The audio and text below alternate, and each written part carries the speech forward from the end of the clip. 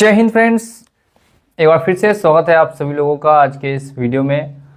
और एक बहुत ही इम्पोर्टेंट टॉपिक पे आज के इस वीडियो में बात करेंगे। तो उम्मीद करते हैं कि ये वीडियो आप अंत तक ज़रूर देखेंगे और मेरी बातों को ध्यान से सुनेंगे और जो मैं एक एक पॉइंट आपको बताने वाला हूँ वो ध्यान से समझेंगे। आपने टॉपिक का टाइटल और थंबनेल देखा होगा, सिविल को पूरी तरीके से हटा देना चाहिए, इंडिया से इसे बाहर कर देना चाहिए। क्या सिविल हट सकता है और क्यों सिविल को हटाना ज़रूरी है, इन सभी पर बात करने वाले हैं आज के इस वीडियो में।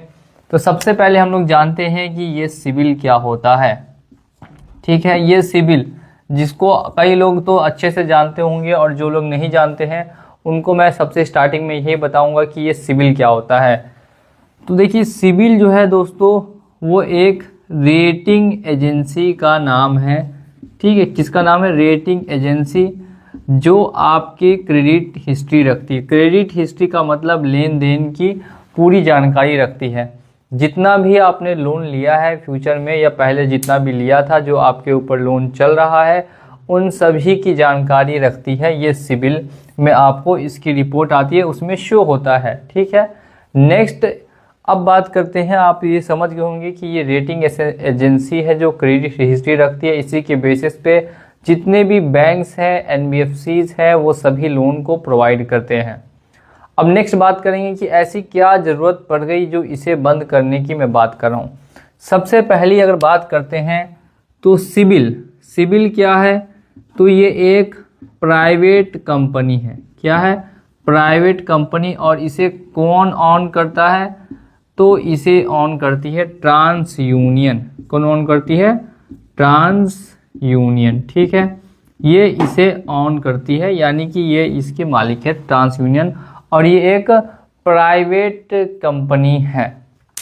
अब इसमें सबसे बड़ी प्रॉब्लम क्या है कि एक प्राइवेट कंपनी इस चीज़ को डिसाइड कर रही है कि किस व्यक्ति को कितना लोन मिलना चाहिए, क्या क्रेडिट कार्ड मिलना चाहिए कि नहीं मिलना चाहिए। और इसके अलावा सबसे बड़ी जो प्रॉब्लम्स इस कंपनी में देखने के लिए मिली है वो आपको क्या क्या है। सबसे पहली बात, सिविल को ये नहीं पता कि आपकी स्थिति अभी क्या है, क्या आपको लोन की सच में ज़रूरत है कि लोन की ज़रूरत नहीं है। वो इस चीज़ की कभी भी जांच नहीं कराते कि भाई सामने वाला व्यक्ति क्या सच में लोन की ज़रूरत में है या नहीं है। तो ऐसे में क्या होता है, जब किसी को ज़रूरत नहीं भी होती है फिर भी उनको लोन प्रोवाइड कर देते हैं, और जब ज़रूरत होती है तो लोन प्रोवाइड नहीं करते। और इसके अलावा जो सबसे बड़ी दिक्कत आती है वो आती है अपडेट। बहुत ही लेट से अपडेट होता है सिविल, जल्दी अपडेट नहीं होता। अब किसी को मान लेते हैं मार्च में लोन चाहिए, अब उसका लोन जनवरी में क्लोज हो चुका ऑलरेडी, तो ये कभी कभी क्या करेगी कि मार्च तक सिविल को अपडेट नहीं करती। अब इसमें और सबसे बड़ी प्रॉब्लम क्या है कि कोई नहीं जानता कि सिविल का कस्टमर सपोर्ट क्या है। इसके कस्टमर सपोर्ट के बारे में आपने या हमने या किसी ने भी आज तक नहीं सुना होगा कि सिविल को कैसे कांटेक्ट कर सकते हैं और कैसे सिविल को ठीक करा सकते हैं। अगर किसी के सिविल में गलत रिपोर्ट है या किसी का सिविल ख़राब हो चुका है, डिक्लाइन हो चुका है, तो उसको ठीक करने का वापस से पूरा क्या प्रोसेस है किसी को भी नहीं पता। जो उसकी सबसे बड़ा यहाँ पर कमज़ोर कड़ी इसकी निकल के आ रही है कस्टमर सपोर्ट को लेकर, कि कस्टमर सपोर्ट के नाम पे कुछ भी यहाँ पे देखने के लिए नहीं मिल रहा है अभी फ़िलहाल तक। ठीक है, अब ये एक ऐसी प्राइवेट कंपनी जो कि पूरे ऑल इंडिया में ये डिसाइड कर रही है कि किसको कितना लोन मिलना चाहिए या नहीं मिलना चाहिए, क्रेडिट कार्ड मिलना चाहिए कि क्रेडिट कार्ड नहीं मिलना चाहिए। तो इन सभी बातों का आपको ध्यान रखना है। सबसे पहली चीज़ तो अपडेट की आ रही है कि अपडेट काफ़ी लेट से हो रहा है।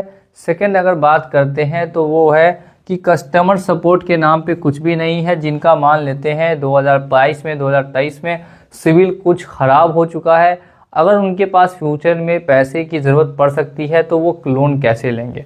सब बैंक तो भाई सिविल को पे डिपेंडेंट रहते हैं, सिविल को देखते हैं कि भाई सिविल देख के लोन देंगे। लेकिन जब सिविल को ही नहीं पता कि मान लेते हैं कोई आदमी मेडिकल इमरजेंसी में है, तो सिविल को कैसे पता चलेगा कि वो आदमी मेडिकल इमरजेंसी में, तो इसकी कोई जांच वगैरह नहीं करवाता है और ना ही चेक करता है कि क्या वो व्यक्ति जेन्युइन है कि नहीं है। भले ही कभी कभी क्या होता है कि आप किसी कंपनी का लोन क्लोज भी कर देते हैं तो भी शो करता है कि नहीं क्लोज, वो अभी तक नहीं हुआ, एक्टिव है। सिविल में ऐसी बड़ी बड़ी छोटी छोटी लाखों प्रॉब्लम्स है, लाखों लोगों को है, और ठीक करने का इसको कोई उपाय अभी तक सटीक उपाय नहीं मिला है। अब अगर ये इसकी मेन बीमारी है तो इसका हल क्या होना चाहिए?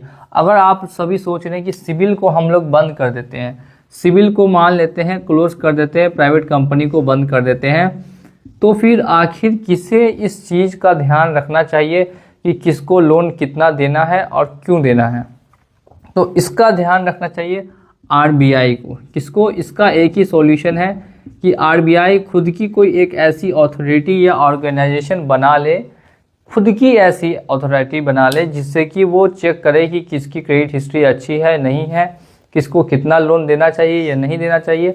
लेकिन आरबीआई ने अभी खुद की कोई ऐसी घोषणा नहीं की है कि वो सिविल को बंद करके खुद की अथॉरिटी जो है वो स्टार्ट करेगी, खुद से ही लोगों का डेटा चेक करके और फिर उनको जो है लोन प्रोवाइड करेगी। क्योंकि एक प्राइवेट कंपनी के पास इतने लोगों का, लाखों करोड़ों लोगों का, भारतीयों का डेटा है, जो कि अपने आप में ही एक अच्छी बात नहीं मानी जाती है। क्योंकि प्राइवेट कंपनियां अक्सर पैसों के लिए डेटा की हेरी फेरी भी कर देती है, इसी वजह से मैंने ये बात कही।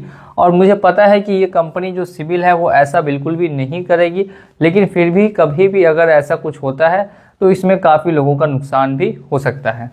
जैसे धनी ऐप के केस में हुआ था, धनी ऐप में काफ़ी लोगों को ऊपर लोन हो गया और उनको पता भी नहीं था कि उनके ऊपर लोन चल रहा है। ठीक है, तो इसको आरबीआई भले ही बंद करे ना करे, लेकिन आरबीआई ने नियम को ज़रूर सख्त कर दिए हैं।